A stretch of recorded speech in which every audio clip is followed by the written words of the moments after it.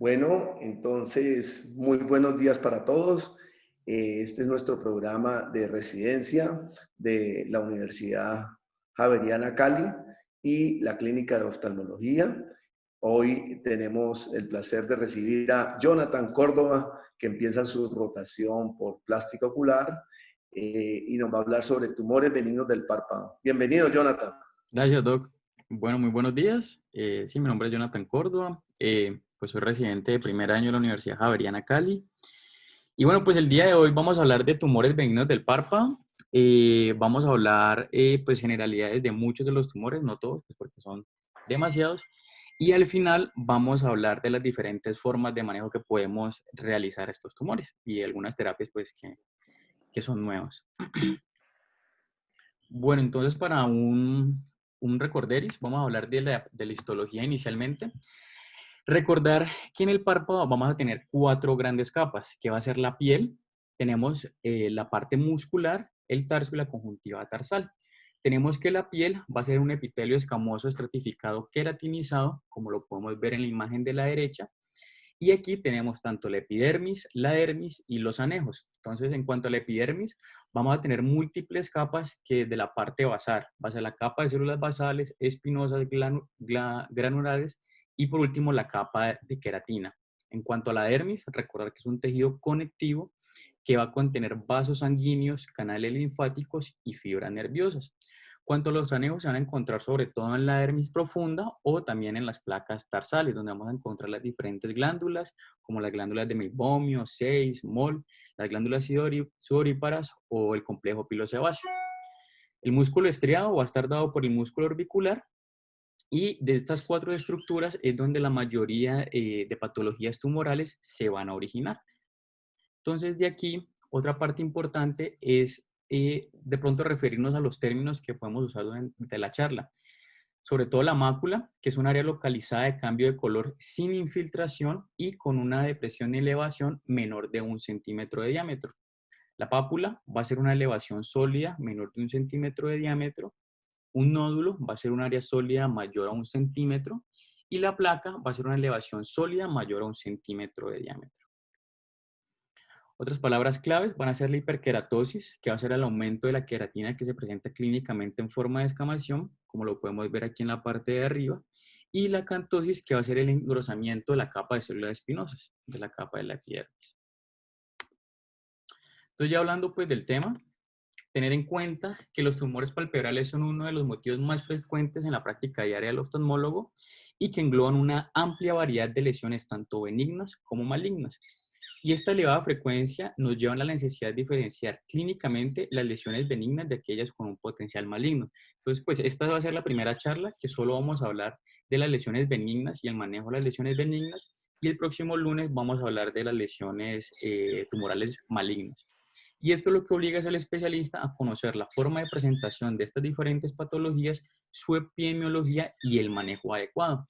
Entonces aquí quise traer este artículo de la Sociedad Canaria de Oftalmología. Este fue un estudio retrospectivo de 305 lesiones palpebrales que se encontraron entre el año 2006 y 2009 y lo que vemos es que casi el 92.5% de las lesiones fueron benignas y de esas las principales fueron el papiloma escamocelular, el nevus melanocítico intradérmico, la queratosis seborreica y esas son pues una de las patologías que más vamos a tocar durante la charla. En cuanto a su clasificación, realmente los tumores se van a clasificar de acuerdo a su origen y recordar que el 85% de estos tumores normalmente van a tener un origen cutáneo, sobre todo a nivel de la epidermis. Y podemos diferenciar las lesiones benignas de las malignas por estas características que voy a nombrar. Sobre todo que las lesiones benignas no van a tener características de induración, no van a ser lesiones ulcerativas, normalmente su color va a ser uniforme, van a tener un crecimiento lento o limitado, su contorno va a ser regular y algo muy importante es que van a conservar las estructuras del borde palpebral. Y en la tablita del lado derecho vamos a ver la categoría de acuerdo a su origen, sobre todo pues las epidermoides, las de los anejos, los tumores estromales y los diferentes tumores que podemos encontrar de acuerdo a las estructuras que hay en esa capa del párpado. vamos a iniciar con el papiloma de células escamosas. En cuanto al papiloma de células escamosas, realmente es un término no específico para designar múltiples condiciones caracterizadas clínicamente por lesiones verrugosas e histopatológicamente caracterizadas por hiperplasia benigna del epitelio escamoso. Realmente no hay una entidad etiológica específica y esto es secundario a que las lesiones que nosotros relacionamos mucho con los papilomas de párpado son los papilomas conjuntivales, pero recordar que los papilomas conjuntivales son infecciones secundarias al virus del papiloma humano y se encuentran frecuentemente en poblaciones más jóvenes. En cambio, esta patología se ha encontrado sobre todo en pacientes de mediana edad y pacientes mucho mayores.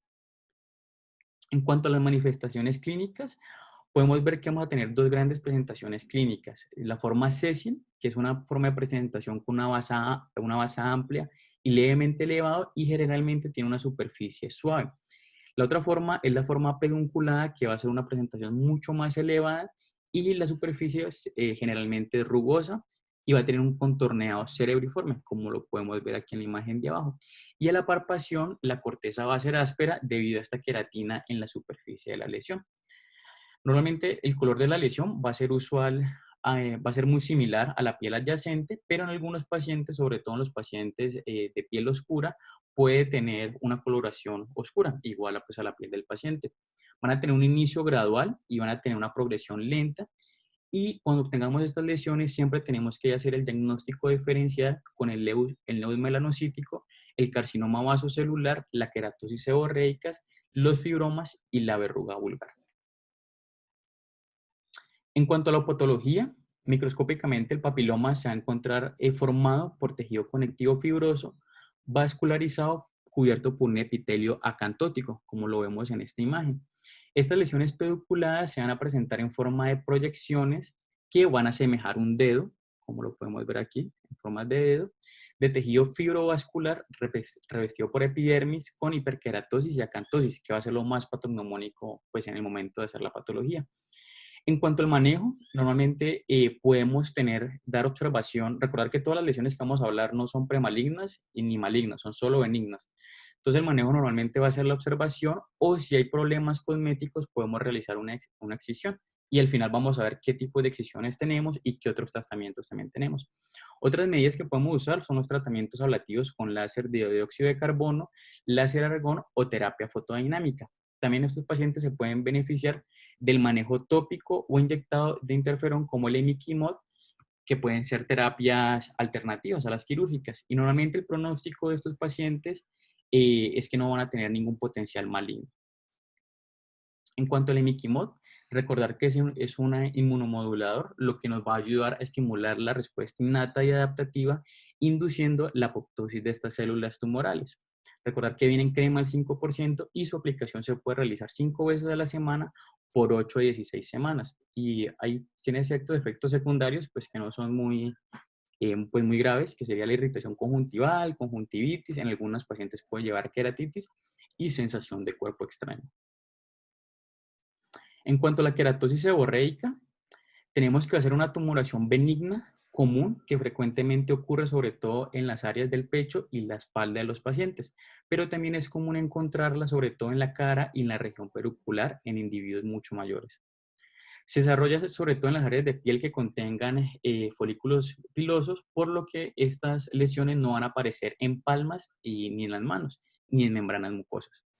Generalmente es una lesión solitaria, pero se pueden encontrar lesiones múltiples, sobre todo cuando está relacionado con patrones de herencia autosómicos dominante.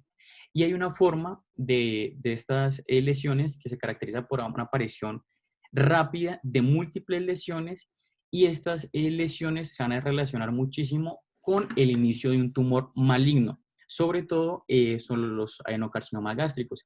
Y esto se le llama el signo del Eser-Trelat. Pero recordar que estas lesiones no son malignas, sino que se expresan como consecuencia de una lesión maligna, que frecuentemente es el adenocarcinoma gástrico. Estas lesiones se van a caracterizar por ser lesiones mínimamente elevadas e hiperpigmentadas, que normalmente las podemos denominar como placas de color marrón. Con el tiempo pueden aumentar su elevación, incluso pueden asumir en formas de domo, como lo podemos ver en la imagen de aquí a la derecha en la parte de arriba. La mayoría de veces estas lesiones son asintomáticas, pero como se encuentran en el área periocular, pueden causar prurito o irritación local, normalmente relacionadas con la fricción en el momento que el paciente pueda usar gafas. Una variante de estas lesiones es la dermatosis papulonigra, que normalmente se caracteriza por múltiples pápulas hiperpigmentadas que se encuentran en la región malar y en la región periauricular, sobre todo en individuos de piel oscura, como lo podemos ver en la imagen de la derecha inferior, una persona de tez negra, y estas lesiones van a ser múltiples, sobre todo mayormente elevadas y en el área periocular. En cuanto a la patogénesis, pues realmente no está claramente establecida, pero la edad, la exposición al sol son factores ya de riesgo reconocidos. Entonces lo que vamos a tener es que estos daños acumulados durante toda la vida van a llevar a una proliferación benigna de las células basales y esto va a asociar hiperkeratosis, papilomatosis y acantosis. En algunos momentos pueden tener presencia de quistes de queratina intraepitelial, que son estos de acá, y estos quistes gradualmente se van a unir hacia la superficie formando una lesión áspera. Cuanto al diagnóstico diferencial, realmente el diagnóstico diferencial puede ser cualquier lesión hiperpigmentada, el melanoma, el neus melanocítico o el carcinoma pigmentado vasocelular.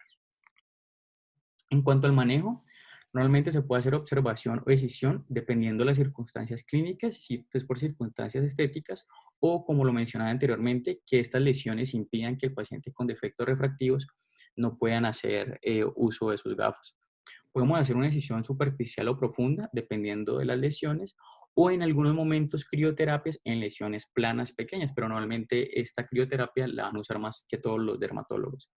El pronóstico es muy bueno, sin embargo, como les mencionaba anteriormente, sí se puede relacionar con malignidad, pero secundaria a la malignidad y no como, como principal. Pero realmente la lesión en sí no va a tener potencial maligno. En cuanto al neus melanocítico, vamos a tener que los neus melanocíticos consisten en melanocitos derivados de la cresta nebular que van a migrar a la piel durante el desarrollo embrionario. Estos neus pueden tener dos formas. Pueden ser una forma congénita, que se va a presentar desde el nacimiento, o adquirido, que van a iniciar clínicamente en la niñez, sobre todo en el epitelio basal.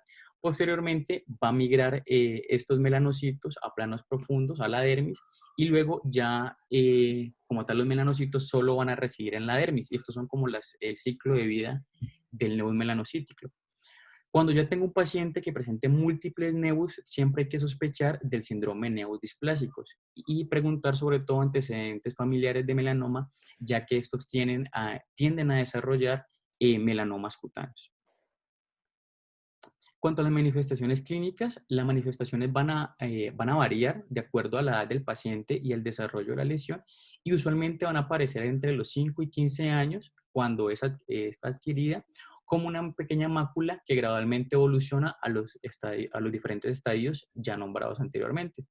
Entonces podemos tener neus muy pigmentados o neus no pigmentados. Normalmente la superficie de estas lesiones va a ser blanda o verrugosa y también podemos encontrar otras formas de presentación como lo sería el kissing neus, que es esta fotografía de aquí abajo, donde tenemos que los melanocitos van a llegar antes de que se dé la separación del párpado y va a afectar tanto el párpado superior como el párpado inferior. Y otra variante son los neus fuertemente pigmentados y grandes que van a estar muy asociados a folículos pilosos y estos sí tenemos que tenerlos muy en cuenta ya que hasta un 5% de estos neus grandes asociados pues a vellos pueden tener progresión maligna hasta en un 5%. En cuanto a la patología, vamos a ver que estos se pueden diferenciar en de unión, compuestos intradérmicos y es más fácil pues explicarlos en la imagencita de aquí abajo, donde los neus de unión son los neus que van a estar solamente en la epidermis y a medida que estos neus van evolucionando ya van a comprometer la dermis, aquí tiene compromiso la epidermis y la dermis y finalmente ya en su estadio final a medida que avanzan se van a estancar solo en la dermis. El diagnóstico se va a dar más que todo por la disposición de sus células en nidos, más que por las características celulares. Entonces aquí podemos ver los diferentes nidos de melanocitos a nivel de la unión epidermo-dermoide. Y recordar que los nevos de unión tienen nidos bien circunscritos a nivel basal de la epidermis, pero el nevo descompuesto pues, va a tener las características de los dos. En cuanto al manejo, realmente estos se pueden observar, pero se recomienda siempre realizar un registro fotográfico, ya que si en algún momento se evidencia crecimiento de alguno de estos nevos, pues se tiene que llevar a resección. Entonces puede hacer la observación o la excisión de estas lesiones sospechosas o que tengan cambios de coloración.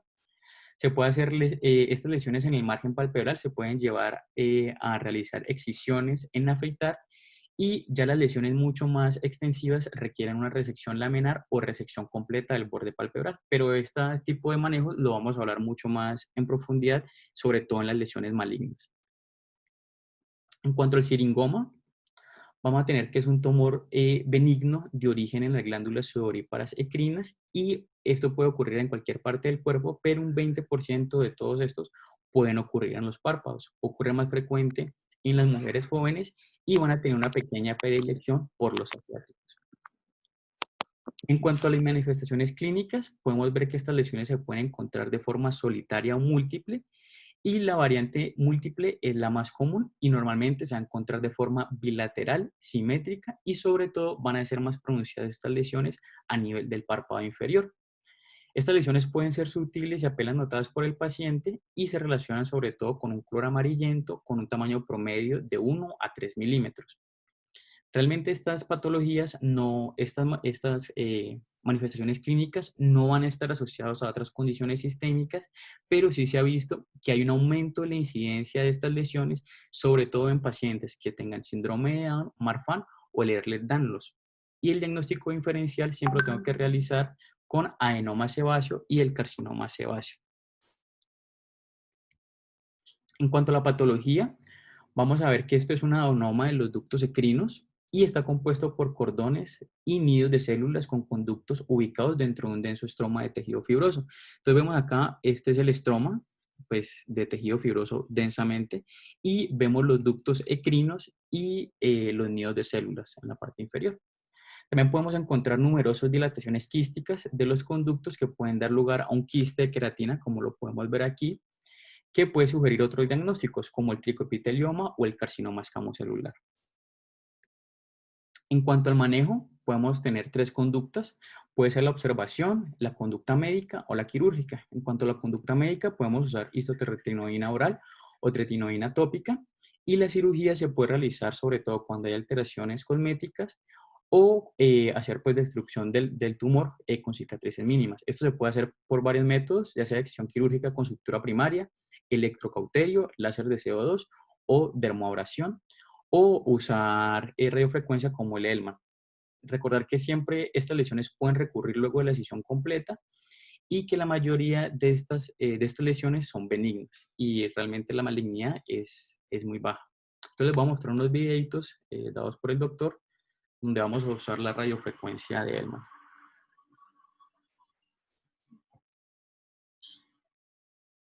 Aquí tenemos un siringoma de la parte lateral del párpado inferior. Una ventaja que tiene la radiofrecuencia en este tipo de procedimientos es que tiene diferentes puntas. Entonces, de acuerdo al tipo de lesión, tipo de ubicación, uno emplea la punta. Ahí ustedes pueden ver esa punta, es una punta que es no muy delgada y permite trabajar el margen palpebral. Sigue. Y también importante, pero se lo voy a comentar más adelante, que como es radiofrecuencia, también va a producir muchos menos efectos nocivos sobre la piel y la recuperación de estos pacientes va a ser mucho más rápida y el edema también palpebral va a ser mucho menor. En cuanto al pilomatricoma, este va a hacer referencia a su origen en la matriz celular del folículo piloso y normalmente vamos a encontrarlo como una lesión solitaria con tendencia a afectar a pacientes jóvenes, pudiendo tener afectación orbitaria en un 17% de los casos. Casi el 40% se va a desarrollar en la primera década de la vida y un 20% en la segunda década de la vida. La mayoría de estas lesiones se van a encontrar en el párpado superior y en la ceja. En cuanto a las manifestaciones clínicas, se va a presentar como una masa subcutánea roja o azul bien circunscrita de fácil movimiento y que se va a encontrar arenosa a la palpación. Van a tener un crecimiento lento y raramente presentan transformaciones malignas a un pilomatrix de un carcinoma pilomatrix. En cuanto a la patología, esta va a estar compuesta por proliferación de células basales viables, células oscuras y focos de calcificación y ocasionalmente osificaciones de estas estructuras.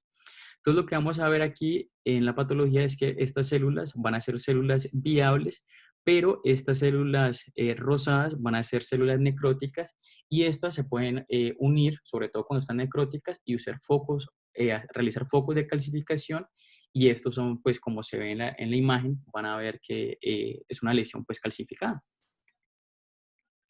En cuanto al manejo, podemos realizar manejo con excisión quirúrgica, ya que la mayoría de estas lesiones van a estar confinadas solo a los tejidos blandos. Entonces, el objetivo de hacer esta excisión es pues, eliminar toda la lesión, ya que pues, puede producir múltiples defectos cosméticos y múltiples problemas en el paciente. Entonces, como vemos aquí, normalmente la excisión se va a realizar en la parte inferior de la lesión y luego de esto, es una excisión profunda, vamos a retirar toda la lesión y vemos cómo esta lesión son unas lesiones pues calcificadas. En cuanto al hemangioma capilar congénito, vamos a tener que es una masa vascular benigna, la cual va a aparecer al nacimiento o se desarrolla pocas semanas después de este. Se puede localizar de forma superficial o profunda y en algunas ocasiones se puede asociar sobre todo a angiomatosis extensas que involucran a otros órganos y a las vísceras. Cuando esto ocurre, las plaquetas se pueden atrapar en estos hemangiomas y cuando son atrapadas pueden llevar a trombocitopenias y a coagulopatías secundarias. Y esto se conoce como el síndrome de Kasaf-Merritt. En cuanto a las manifestaciones clínicas, generalmente van a aparecer con un inicio como una mácula vascular roja que progresivamente va a crecer y se va a elevar hacia los 3 y 6 meses de edad. Usualmente estas lesiones se van a tornar estables a los 12 meses o a 18 meses y luego lentamente la gran mayoría de estas pueden involucionar. Entonces vamos a tener que el 30% de estas pueden presentar una regresión completa a los 3 años, pero el 75, el 90% de estas lesiones a los 7 años ya van a presentar una regresión totalmente completa. Ya si este tumor se extiende de forma más profunda a la órbita, estos pacientes pueden presentar proptosis y desplazamiento del globo. Y este es un diagnóstico diferencial muy importante en los tumores orbitales de los niños.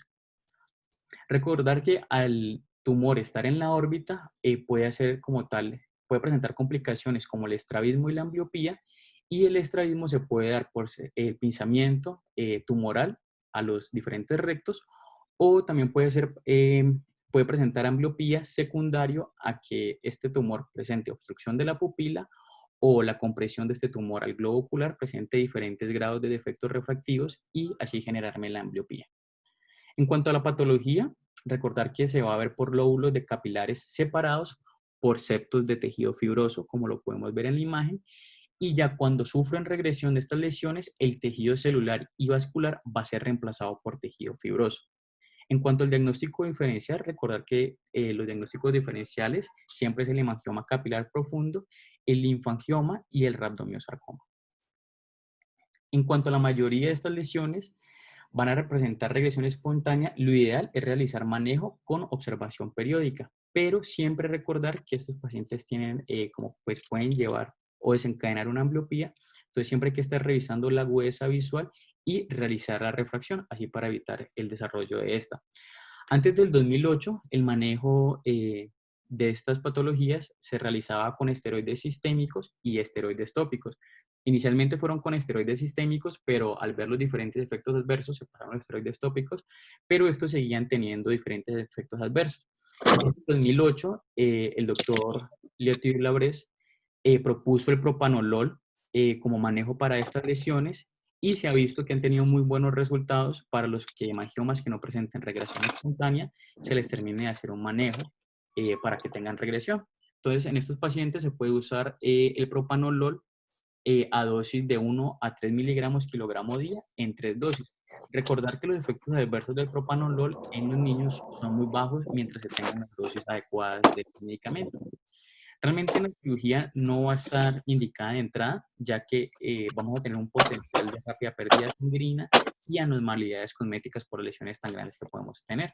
Entonces, solo va a estar indicada la cirugía cuando las lesiones van a estar de forma subcutánea y van a estar con una embolía secundaria a la comprensión del globo o al compromiso orbitario. En cuanto al hemangioma adquirido, vamos a ver que el hemangioma adquirido es una lesión que se va a presentar sobre todo en adultos de mediana edad y en adultos mayores, y vamos a encontrar que va a ser una lesión única o múltiple.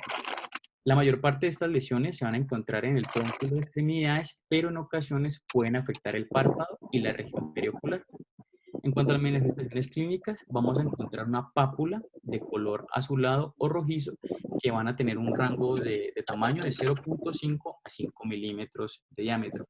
Y normalmente estas lesiones van a ser superficiales y no van a estar adheridas a planos profundos.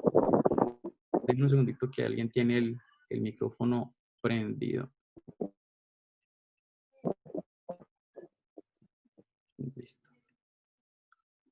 En cuanto al diagnóstico diferencial, los diagnósticos diferenciales que tenemos que tener en cuenta al ver estas lesiones va a ser el angiosarcoma o el granuloma piógeno. En cuanto al manejo de estas lesiones, pues realmente solo van a requerir observación, ya que son lesiones muy pequeñas y no van a tener potencial maligno, pero ya cuando la lesión es muy grande o es sospechosa de malignidad, se puede realizar una excisión completa. Y se puede usar electrodisección o curetaje y son lesiones pues de muy buen pronóstico. En cuanto al neurofibroma, tenemos que tener en cuenta que el neurofibroma es un tumor neuronal que puede afectar la piel de cualquier parte del individuo y se puede desarrollar en dos contextos, tanto como una lesión solitaria no asociada a enfermedades sistémicas o lesiones multifocales y difusas, sobre todo asociados a la neurofibromatosis tipo 1. El ojo y la órbita también se pueden comprometer en casos de neurofibroma, como lo vemos en la imagen de la parte inferior.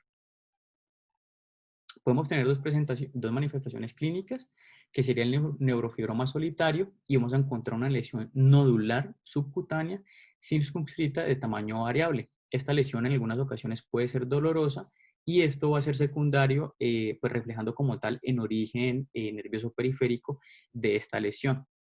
Cuanto a cuando aparecen de forma múltiple, se puede observar sobre todo en los pacientes con neurofibromatosis tipo 1 y se van a evidenciar como nódulos múltiples subcutáneos en el párpado y la piel adyacente, como lo vemos en la imagen inferior. Cuanto a la patología, normalmente está compuesto de células de Schwann y axones de los nervios periféricos, fibroblastos y células perineuronales, como lo podemos ver en la imagen, el alargamiento de estos nervios y la forma plexiforme del neurofibroma. Normalmente estas lesiones van a ser estables, pero en algunas ocasiones pueden tener un leve crecimiento, pero estas lesiones no van a tener potencial maligno. En cuanto al manejo, pues estas lesiones pequeñas solitarias asintomáticas pueden ser manejadas de forma conservadores o pueden ser llevadas a remoción quirúrgica, sobre todo si la lesión es grande y hay problemas cosméticos asociados. La lesión se puede extirpar por completo mediante una incisión en el pliegue del párpado con amplios márgenes o, si se preserva la piel subyacente, es posible hacer un cierre primario sin un colgado. Ya las lesiones múltiples y pequeñas de la neurofibromatosis, que son asintomáticas, normalmente solo vamos a tener un seguimiento, pero no se va a hacer tratamiento porque pues son muy extensas y pues los defectos cosméticos que traería pues serían muchos. Ya en la neurofibromatosis plexiforme, que es la más difícil de tratar, pues no es es unas lesiones que no van a ser muy definidas y que en el momento de la cirugía pueden sangrar mucho. Entonces en estos pacientes, cuando son cosméticamente inaceptables, se puede realizar debulking o manejo con láser de CO2. Ya en cuanto al tratamiento, aquí pues les voy a explicar las diferentes formas de tratamiento que tenemos. Entonces recordar que como son lesiones benignas, solo voy a llevar a hacer biopsia cuando tengan una lesión de aspecto sospechoso. Entonces, que no cumpla con las características que les mencioné al principio. Entonces, puedo tener varias formas de hacer la biopsia. Puedo hacer una biopsia incisional, que la biopsia incisional lo que me quiere dar a conocer es que solo voy a hacer una extirpación de una parte de la lesión y esta sobre todo se va a realizar cuando son lesiones muy extensas, que quiero confirmar el diagnóstico y ya cuando tenga el diagnóstico confirmado voy a proceder a hacer una resección completa de la lesión si es, pues, una biopsia que me da un resultado maligno, y si es, es una biopsia con resultado pues benigno, pues ya veré si por razones cosméticas o otras lo voy a quitar. También puedo tener, y en estos tipos de biopsias incisionales puedo tener las biopsias de punch, que normalmente vamos a usar trépanos de 2 a 3 a 4 milímetros, y estas van a estar indicadas sobre todo cuando las lesiones son difusas. Entonces, con el trépano, primero coloco anestesia tópica, subcutánea local, y voy a hacer la trepanación y ya pues mando las pruebas a patología, y con estas pues defino si el paciente con esta lesión difusa tiene que ser llevado a una resección más amplia o no. Y por último tenemos la biopsia excisional, que sobre todo se va a realizar en tumores pequeños y va a ser tanto diagnóstica como terapéutica. Entonces aquí tenemos otras opciones terapéuticas, que sería la ablación con láser, la crioterapia o la radiofrecuencia. Y tenemos como primera opción el equipo de Hellman de radiofrecuencia, que ya habíamos hablado anteriormente. Ventajas de este es que va a tener una rápida recuperación con menor destrucción de tejido al usar radiofrecuencia. Los pacientes se van a quejar menos de dolor por la radiofrecuencia. El edema postquirúrgico va a ser mucho menor y vamos a tener mucho menor daño de tejidos, sobre todo cuando se usa radiofrecuencias de 4 milihertz. Entonces aquí les muestro otra vez los videitos.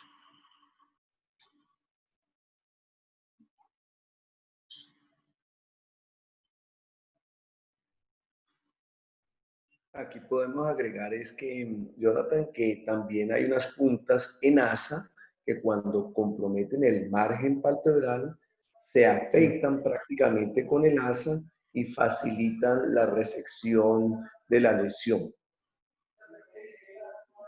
Listo.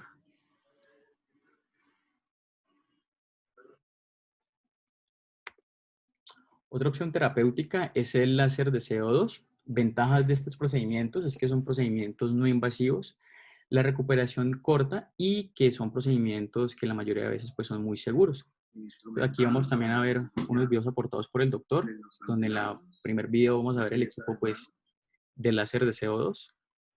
Para láser continuo, superpulsado. Aquí ya listando la pieza de mano. Está la pieza de mano, ya se está alistando el equipo para el láser. Con la pieza de mano continuo, que es la pieza de corte. Y aquí es un paciente que se le está haciendo manejo de un santelasma, pero recordar que santelasma no es un tumor, sino que es una lesión por depósito.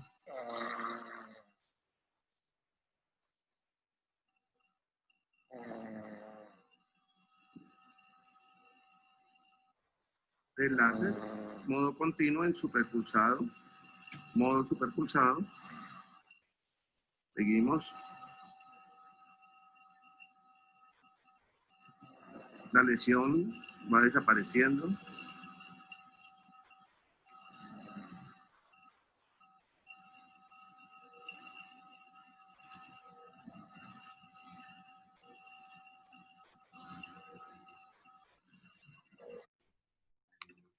Cuando hacemos láser de CO2, pues importante, ustedes pueden ver al fondo de donde está dentro el tratamiento, hay un protector ocular que es opaco, porque cuando se usa CO2 y la pieza de mano quirúrgica, que es esta en modo superpulsado, tiene que estar uno muy pendiente del ojo, porque pueden haber accidentes. Es un tratamiento muy efectivo, simplemente se va pulverizando la lesión, y después de 2, 3, 4 minutos desaparece la lesión. Listo. Y aquí tenemos el resultado de paciente con santelasma. Vemos un prequirúrgico y un postquirúrgico con láser de CO2. En cuanto a otros procedimientos quirúrgicos, tenemos la biopsia por shaving o por rasurado. Normalmente esta se va a hacer en lesiones superficiales y se va a dar pues, anestesia local y se va a dar un cierre primario. Entonces, normalmente estas lesiones superficiales, ya sea con un bisturí o con una... sí, con un bisturí se puede hacer la resección de estas lesiones, sobre todo lesiones superficiales. Entonces, aquí podemos ver esta lesión superficial y vemos cómo solo se va a dar de excisión de esta lesión. Entonces, aquí podemos ver un videíto.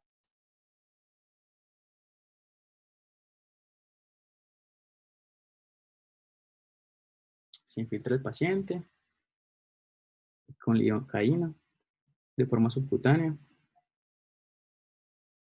Normalmente como se hacen lesiones pequeñas, no tenemos que, la mayoría de veces no se tiene que hacer sutura y se va a dejar que se haga un cierre primario.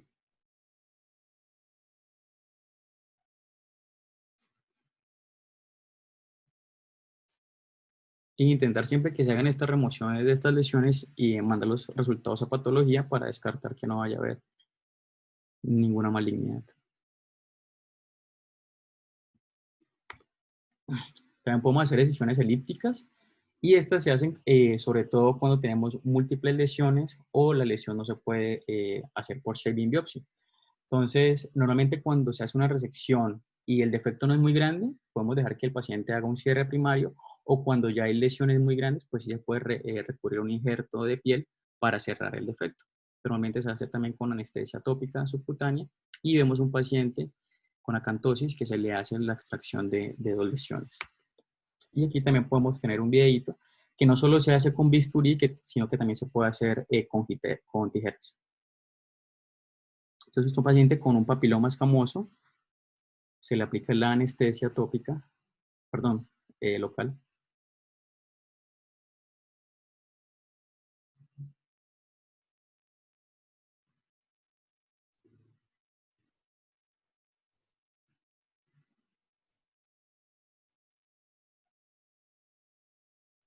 Y vemos cómo se le hace la resección con tijeras y también se puede hacer con bisturí.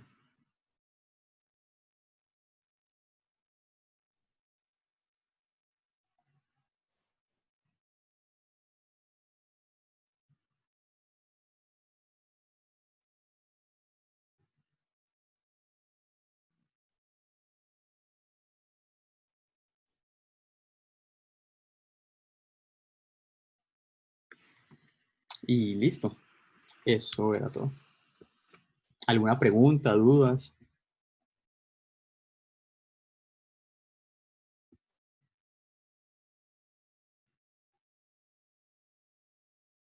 Doc, no se le escucha.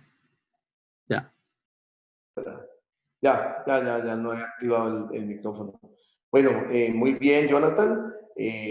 Las lesiones benignas es muy importante, pues lo que dijiste, tener en cuenta que a veces hay que biopsiar porque pues estas lesiones pueden ser malignas, entonces tenemos la opción de tomar con el punch de pronto una muestra si es necesario. De pronto agregaría un poquito es que en las lesiones pigmentadas del margen palpebral muy sospechosas, a veces no se pueden observar, sino que hay que entrar a cirugía y hacer resecciones de una vez amplias, así uno tenga el riesgo de dejar algún defecto en el margen palpebral, porque el riesgo de malignización de esas lesiones es relativamente frecuente, entonces sería lo único a anotar con las lesiones muy pigmentadas del margen palpebral.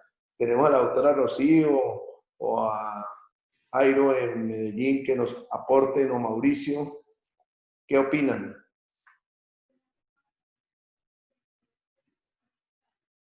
Hola.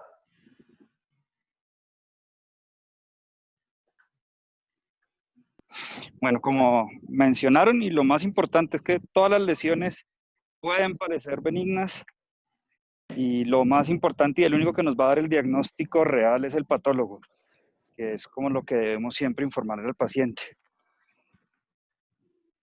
Perfecto.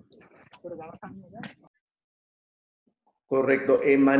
Experiencia de manejo con la radiofrecuencia. Rocío, Mauricio, Jairo en Medellín, contanos.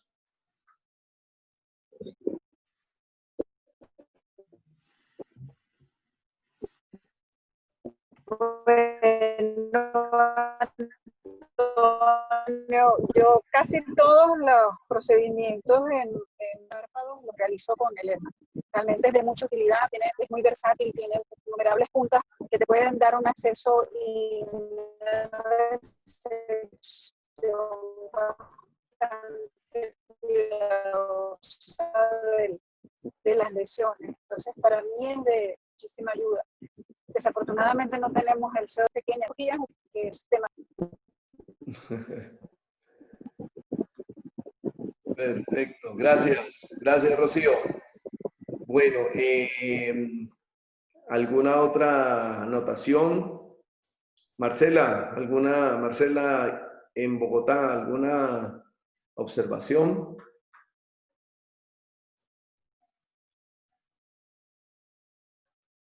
Ya no fue Marcela. Bueno, para Carlos, para Silvia, para Frank, ¿alguna pregunta? Sebastián, Andrea. Creo que Andrea quiere preguntar algo. Andrea, ¿quiere preguntar algo? No, buenos días, doctor Quintero. Buenos días para todos. Felicitarlo Hola. por la charla, muy completa. Gracias. Me gusta hacerlos en salas de cirugía, pero también hago la resección de los tumores por el argón láser. Es una buena técnica también en caso de no poder pasar el paciente a quirófano. Se hace la resección de los papilomas, de las queratosis seborreicas o algunos tumores sebáceos pequeños. Y también es una buena práctica para los residentes para que no solamente tengan la opción de quirófano, sino que también aprendan a usar el láser de argón como otra medida de elección para el tratamiento. Sí. Gracias, Andrea. Sí, es muy importante lo que la doctora notó, que lo habíamos hablado con Jonathan, sino que no conseguimos el caso para ver la resección de estas lesiones con el láser de argón. No hay que entrar el paciente a sala de cirugía. El paciente simplemente se le coloca una crema anestésica sobre el borde, sobre el párpado. Si en el borde sí hay que colocar un poquito de infiltración, pero si en la piel se coloca por unos 20 minutos y uno hace ese procedimiento en 2-3 segundos porque eso no se demora nada, se pulveriza la lesión y el paciente va para su casa como si nada. Exactamente, es muy rápido. Correcto.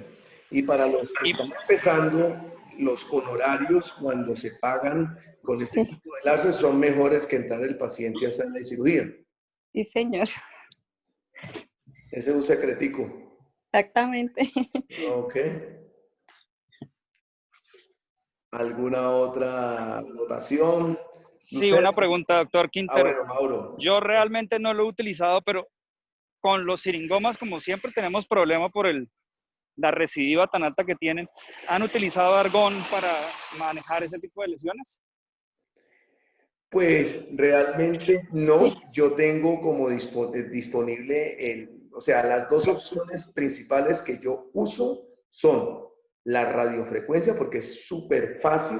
La cabecita redonda que parece como una cabeza permite que pieza por pieza, lesión por lesión, uno la vaya quemando tanto en el consultorio o en sala de cirugía, depende de donde quieras hacerlo.